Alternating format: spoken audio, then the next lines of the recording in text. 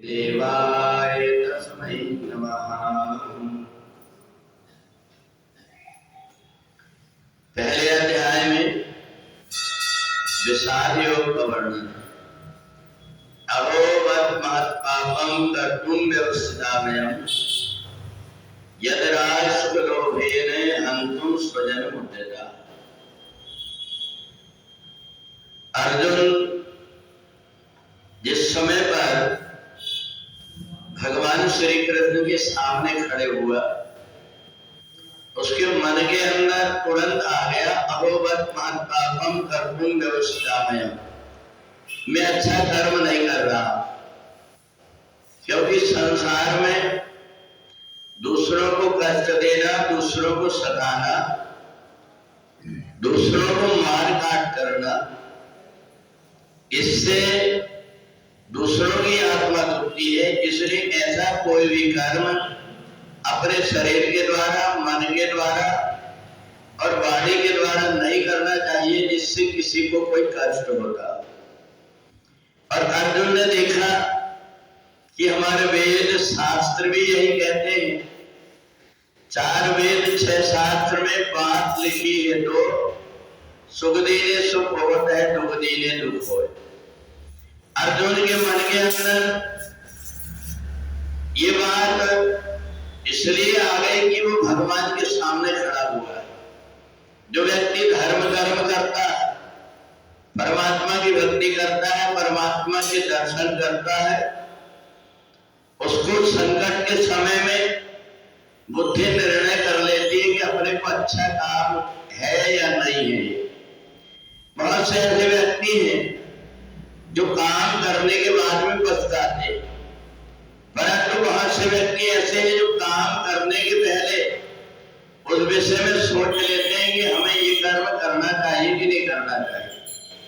और इसलिए अर्जुन भगवान की भक्ति करता, भगवान के साथ में रहता था, इसलिए उसके मन के अंदर आया कि संसार में धन के लिए, राज्य के लिए किसी को सताना नहीं चाहिए। और इसलिए अर्जुन के मन के अंदर ऐसे विचार आए। भगवान ने अर्जुन को दूसरे तरीके से समझाया कि तुम्हारे मन के अंदर जो विचार आए बहुत अच्छे हैं, व्यक्ति को कभी किसी को सताना नहीं चाहिए। पर एक बात है, अगर कोई व्यक्ति किसी को सता रहा है तो उस व्यक्ति को अगर रोका नहीं गया तो वो आज किसी एक को सताएगा, कल दूसरे को सताएगा। तो इसलिए जो बुरा कर्म करने वाला है उस व्यक्ति को अगर कोई अकेले मिलकर के नहीं बोल पा रहा है तो कुछ लोगों का साथ लेकर के जो उस विचारधारा से जुड़े हुए हैं उसका विरोध इस बात के लिए करना चाहिए कि बात अच्छी नहीं।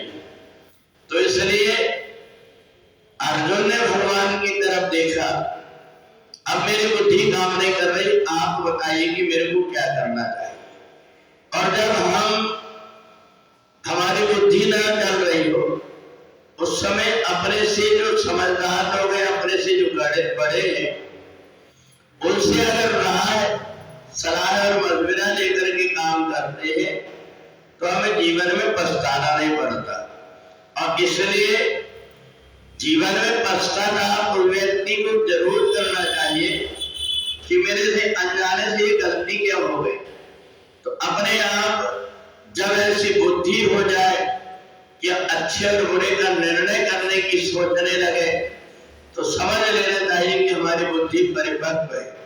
और जब तक बुद्धि परिपक्व नहीं होती तब तक हमें किसी की सलाह से काम करना चाहिए।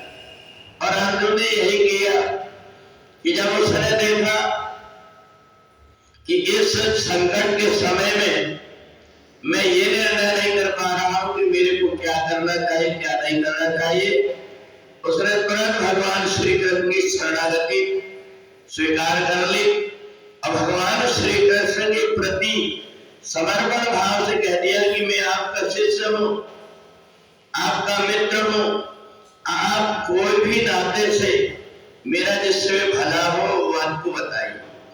और इसलिए भगवान ने गीता में कई प्रकार से अर्जुन को समझाया, सहज रूप में समझाया कि ये जो तुम सोच रहे हो इसके विषय में अपना निर्णय क्या लेना चाहिए।